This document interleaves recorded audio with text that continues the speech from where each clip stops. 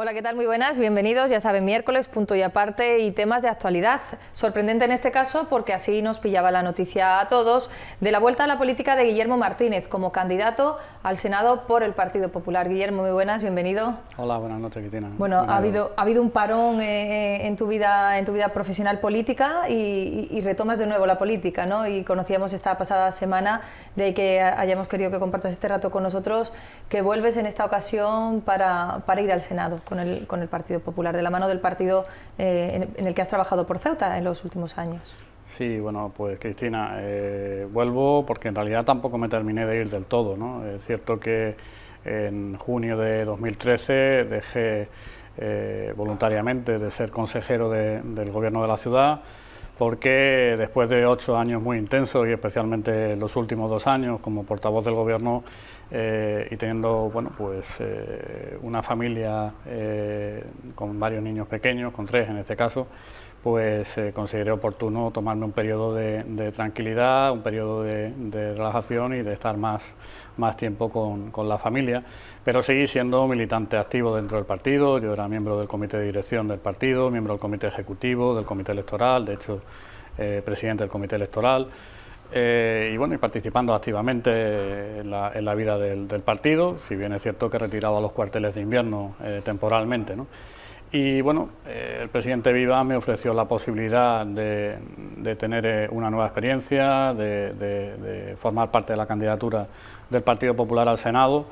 Y bueno, el que tiene vocación de servicio público y vocación política la lleva dentro, y yo creo que, bueno, transcurrido este interín de 2 años y medio retirado de la política activa, pues llega el momento de retomarla, de intentar conseguir el respaldo de los ciudadanos y espero que el 20 de diciembre el recorrido culmine con la proclamación como senador, puesto que ahora mismo lo que soy única y exclusivamente es candidato.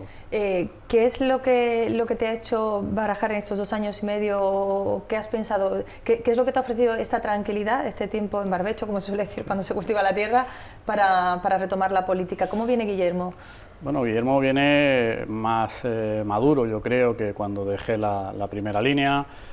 Las circunstancias de la vida te hacen valorar las cosas de manera distinta. En mi caso, bueno, pues tuve un problema grave que se ha resuelto satisfactoriamente y que de nuevo estoy en plena forma para poder afrontar este reto con garantías.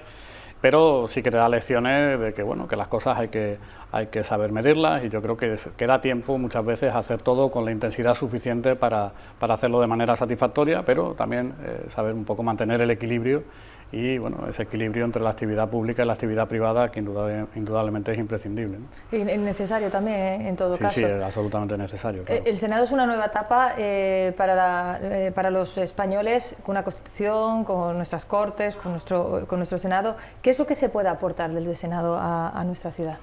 Bueno, yo creo que es muy importante. Esa figura, ¿no? Sí, de la que hoy día duda mucho, se habla mucho de la supresión del Senado, de que quizás yo creo que los parlamentarios nacionales, incluidos por supuesto los 2 senadores que tendrá Ceuta en las cámaras en la próxima legislatura, pues son 2 representantes en las Cortes Generales, que es donde se toman las principales decisiones, el poder legislativo, es donde se aprueban las leyes que se aplican en este país, ¿no?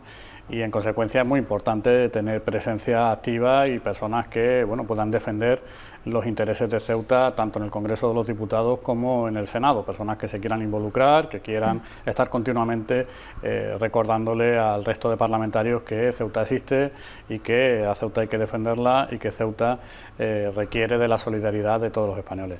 Y en particular el Senado es la Cámara de Representación Territorial. Allí los representantes que hay de las distintas provincias españolas representan a sus respectivos territorios y defienden los intereses de ese territorio allí, ¿no? Es cierto que es una Cámara que para algunos aspectos queda como Cámara de segunda lectura en el ámbito de la iniciativa legislativa y que quizá a medio plazo sería necesario a lo mejor una reforma que le dé unas competencias más específicas en ese ámbito, quizá en los temas vinculados con el desarrollo autonómico. Pero yo creo que hoy por hoy ya el Senado tiene un cometido importante, ¿no? Ahora está muy de moda precisamente por el problema que está surgiendo en Cataluña, con el tema de iniciativa absolutamente inapropiada, absolutamente desproporcionada que llevan a cabo el señor Mas y sus acólitos. Bueno, ya no se sabe si es Mas, si es la CUP, si es el Junts o lo que sean aquellos, ¿no? Pero en fin, una serie de personas que desde luego no muy centradas, que creo que están intentando disfrazar la realidad de la corrupción, de la crisis económica con este artilugio y de muy mal gobernada Cataluña, utilizando este artilugio en el que han conseguido involucrar a una parte de la sociedad catalana que no, ni siquiera la mayoría. Bueno, pues está muy de moda en el sentido de que la Constitución española, el artículo 155, establece la posibilidad de que haya una intervención directa por parte del Gobierno de la Nación en comunidades autónomas que, para que todos nos entendamos, saquen un poco los pies del tiesto, como es el caso de lo que puede estar pasando en Cataluña. Espero y deseo que eso no ocurra y que no sea necesario recurrir a ese artículo 155, pero si fuera así, tendrá que ser el Senado y no el Congreso el que tome en consideración y vote esa posición. Y desde luego para mí, si se da esa circunstancia, a mí no me temblará el pulso en apoyar la tesis del Partido Popular si llegara el momento y fuera necesario, ¿no? Luego el Senado sí que tiene un peso, quizá convenga reforzarlo en determinadas cuestiones, y después está el papel que cada senador pueda desempeñar en Madrid, ¿no? Y a nivel de movimientos ministerios, a nivel de movimiento ante los órganos influyentes de los distintos partidos políticos, y ahí creo que nosotros modestamente podemos aportar nuestra experiencia para, bueno, ese conocimiento y ese bagaje que tenemos ya en contacto con las administraciones, ponerlo al servicio de los ceutíes a través del Senado. Tú aquí tienes un nexo de unión importante porque conoces los mecanismos de la ciudad, ahora vas a estar al frente, en función de lo que pase el día 20, podrías estar al frente en el Senado, se dan una serie de circunstancias que podrían poner en realce tu colaboración política, tu participación política. Si los ceutíes nos otorgan su confianza el 20 de diciembre, ese será mi principal empeño, ¿no? Intentar que, por supuesto, transmitir por un lado la opinión de la voz de los ceutíes en el Senado y en las instituciones que correspondan, y también colaborar, coadyuvar a la labor del Ejecutivo local, del Gobierno de Juan Vivas, a intentar conseguir, bueno, pues temas que se pueden estar bloqueando en algún ministerio, en alguna Secretaría de Estado, bueno, pues intentar llegar allí y decir, oye, este tema, ¿por qué no sale? ¿Qué impulso le podemos dar? ¿En qué puedo colaborar para que esto salga para adelante, ¿no? Tienes dos compañeros en este viaje, magnífico, Juan Bravo como candidato al Congreso. ¿Cuál es la valoración o cuáles son los intercambios que habéis tenido? Juan es una persona magnífica. Yo luego tuve la suerte de conocerlo de mi etapa como consejero. Él ya se había incorporado a la dirección de la Agencia Tributaria en Ceuta, y después he seguido manteniendo relación una vez que yo salí a la política, pues por diversas circunstancias, ¿no? Y Juan es una persona estupenda, es decir, es un funcionario por oposición, inspector de Hacienda, que es una posición ciertamente complicada. Él es licenciado en Derecho, pero con una trayectoria profesional intachable en el ámbito de la administración pública, experto en gestión tributaria, como es lógico, pero también en la gestión de equipos y tal. Pero desde el punto de vista político, Juan es una persona elocuente, es una persona inquieta, es una persona emprendedora, es un hombre que en el tiempo que lleva en Ceuta ha montado diversas actividades en el ámbito social, al margen de la agencia tributaria, que bueno, en fin, de una persona que no era de Ceuta y que sin embargo parece que es de Ceuta de toda la vida, por lo que estoy comentando, ¿no? El año pasado organizó la cena por la benéfica de la Asociación Síndrome de Down, ha puesto en marcha un club deportivo de fútbol, ha intentado organizar unas jornadas a nivel internacional deportivas que están pendientes de una subvención de la Unión Europea. Es decir, una persona absolutamente involucrada en la sociedad civil, una persona que ha arraigado en nuestra ciudad, y yo creo que es un candidato de muchísima categoría, ¿no? Además, Juan tiene otra ventaja, y es que conoce muy bien los entresijos de la Administración General del Estado, especialmente los del Ministerio de Hacienda. Está muy bien considerado dentro del staff técnico-administrativo del Ministerio de Hacienda, y eso, pues lógicamente, también nos puede abrir puertas para conseguir los objetivos legítimos que tenemos, ¿no? Y Fátima es una chica también estupenda, ¿no? Fátima ha sido compañera mía. Fátima Mohamed, que vas Fátima con ella Mohamed dos Santos, de la que mano. viene como candidata conmigo al Senado. Ha sido compañera mía en la Asamblea de la Ciudad Autónoma de Ceuta, ha sido vicepresidenta de la Asamblea, también es licenciada en Derecho, luego tiene una cualificación profesional idónea, entiendo yo, para el desempeño de este cargo, y yo creo que es una persona humilde, sencilla. Para mí también creo que cumple todos los requisitos que se requieren para representar dignamente los intereses de los ceutíes en el Senado, si el 20 de diciembre así lo consideran. Bueno, van a ser, es verdad que son unas elecciones duras en cuanto a que ha sido un momento muy difícil para nuestro país, y de todo esto se va a ver reflejado también en las urnas el próximo 20 de diciembre. Sí, la verdad es que afrontamos las elecciones probablemente más complicadas y más decisivas de los últimos años, o si me apura, de la democracia, ¿no? Yo creo que está en juego el que los españoles en general y los ceutíes en particular determinen si queremos seguir en la senda de crecimiento que el gobierno de Mariano Rajoy ha conseguido retomar, crecimiento económico y creación de empleo, o si queremos volver a la política del dislate, a la política del dispendio y a la política del descontrol, especialmente en materia económica, que tuvimos con los gobiernos de izquierda del señor Rodríguez Zapatero. Los ciudadanos tienen que elegir, tendrán que elegir entre, insisto, seguir en la línea de la seriedad, la experiencia y el crecimiento económico, o experimentos, o en unos casos experimentos y en otros casos posiciones ya conocidas que nos llevan a la ruina económica, a la destrucción de empleo y a los 5 millones de parados, ¿no? Hay un hecho que es real, y esto lo dice, es el crecimiento de empleo. Esto se sabe por el Instituto Nacional de Estadística, esto es así. Es verdad que en Ceuta, Guillermo, y vamos a abordar esta otra etapa tuya, porque bueno, en Procesa y llevando a cabo el plan de desarrollo de la ciudad, que ha sido esto que has venido desarrollando en estos 2 últimos años. En Ceuta el empleo está complicado, esto es una obviedad, es una realidad. Te escuchamos hablar hace unos días de que es verdad que la población también ha crecido, y este es el problema, o lo que acucia más este problema. ¿Para esto hay planes? Sí, bueno, efectivamente el empleo es el principal problema que tienen los ceutíes, y íntimamente relacionado con el empleo, problemas de exclusión social para parte de ese colectivo que está en paro, ¿no? Pero también es cierto que en Ceuta no se está destruyendo empleo, es decir, en Ceuta el empleo se mantiene más o menos constante, en torno a 20.000 afiliados a la Seguridad Social desde que comenzó la crisis en el año 2007-2008 aproximadamente, ¿no? Esos son datos estadísticos que puede comprobar cualquiera, y que de hecho ninguna formación política discute, porque no los puede discutir. Es cierto que hay un incremento muy importante en el número de personas apuntadas al INEM, al paro, hasta el punto de que hoy estamos en 12.300, 12.400 parados, y es una cifra absolutamente negativa. Pero ese incremento en el paro ciertamente no viene como consecuencia de destrucción de empleo, viene como consecuencia, como bien me refería, del incremento de población que se ha producido en Ceuta en los últimos 10 años, que son más de 10.000 personas las que han venido a Ceuta, las que se han inscrito en el padrón municipal, y que muchas de ellas, o la gran mayoría de ellas, lamentablemente no venían con el empleo debajo del brazo, sino que venían en paro, y venían porque habían perdido su puesto de trabajo en la península. En relación a la pregunta concretamente de si hay medidas para ello, yo creo que sí, yo creo que hay un plan estratégico para el desarrollo económico de Ceuta, que además está aprobado por unanimidad de las formaciones políticas de la anterior legislatura de la Asamblea de la Ciudad Autónoma de Ceuta, esto es por el Partido Popular, por el Partido Socialista y por Coalición Caballas.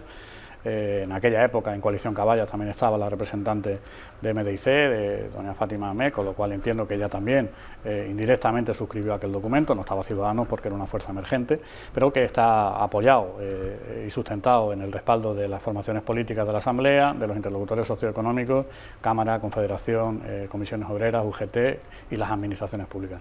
Y bueno, se están intentando poner los mimbres para que ello se produzca, ¿no? Tampoco podemos engañar a los ciudadanos, y el que lo quiera decir está vendiendo una moto que injustificadamente, ¿no? El pleno empleo en Ceuta es muy complicado, porque Ceuta tiene una serie de hándicaps estructurales difícilmente salvables. Aquí no hay industria, no hay agricultura, no hay ganadería, y lo que hay es el desarrollo del sector servicios, ¿no? Pero bueno, yo creo que en esas medidas que se están poniendo en marcha, ahora queremos empezar a proyectar la implantación de un nuevo cable de fibra óptica, con el objetivo de que coadyuve al desarrollo del sector de las nuevas tecnologías de la información. Bueno, eso será un instrumento que permitirá poner en marcha nuevos puestos de trabajo. Se están haciendo inversiones en la autoridad portuaria, en el puerto, para intentar fomentar el desarrollo del turismo. Se va a llevar a cabo la remodelación de la carretera de entrada desde la frontera del Tarajal a Ceuta, y eso también tiene que ser una contribución para el desarrollo comercial, en el sentido de que agilizará el tránsito de personas y mercancías, tanto de Ceuta a Marruecos como desde Marruecos a España. En definitiva, yo creo que se están poniendo en marcha las medidas que en su momento consensuamos, se están dotando presupuestariamente, y ello debe contribuir, cuando menos, a no destruir empleo, que ese debe ser ya un objetivo fundamental, y después, en la medida de lo posible, a crear empleo. Luego las medidas fiscales que tiene Ceuta, que esto es algo de lo que hemos venido alardeando mucho, de poder atraer a ciertas empresas que vengan aquí, el poder recaudatorio también, de que esas empresas estuviesen aquí, sería positivo para Ceuta, para dotarla de una mejor o mayor economía. Eso también está ahí, es uno de los ejes de los que siempre se ha hablado, por los que se ha luchado mucho, está conseguido, pero parece que cuesta. Sí, yo creo que hay que hacer un mayor esfuerzo en la difusión de nuestro régimen económico fiscal especial, que es muy interesante, indudablemente, para los empresarios. Ahí está la bonificación a las cuotas de la Seguridad Social, que se consiguieron con el gobierno de Juan Vivas y que están en el 50% para todos los sectores. O también está la deducción del impuesto social del 50% en el IRPF, otras exenciones, el IPSI, que es mucho menos gravoso que el IVA o que, por supuesto, la imposición indirecta a nivel europeo. En definitiva, hay un régimen económico fiscal que conviene intensificar y difundir, pero también yo vería la botella más medio llena que medio vacía. También creo que ha habido grandes empresas que han venido a Ceuta en los últimos 10 años, grandes marcas que se han implantado al borde de este régimen económico fiscal y del desarrollo de la ciudad. Nada más que hay que darse una vuelta por la avenida Cañonero Dato o por el Paseo del Rebellín para ver grandes marcas, y no voy a dar ninguna, que hace 10 años no estaban en Ceuta y que hoy, sin embargo, están absolutamente implantadas y asentadas en nuestra ciudad. El comercio de grandes franquicias que también... Y esas vienen a la luz fundamentalmente de este régimen económico fiscal especial, ¿no? Un régimen que puede ser beneficioso, y luego otra parte de tu trabajo también en todo este tiempo que conoces perfectamente son los fondos europeos, los fondos FEDER, que se presentaban hace 3 semanas, si mal no recuerdo aproximadamente, y mañana que tenéis ahí comité de seguimiento del programa operativo del Fondo Social Europeo, con visitas incluso que también son gratas para Ceuta, para poderlo ver in situ, ¿no? Sí, bueno, ese es mi trabajo y es mi profesión, y me encanta además, porque es un trabajo que me permite participar activamente en proyectos que realmente contribuyen al desarrollo socioeconómico de Ceuta, ¿no? Y efectivamente mañana tendrá lugar el comité de seguimiento del programa operativo del Fondo Social Europeo del periodo 2014-2020, y se llevará a cabo el acto de presentación de este referido programa, ¿no?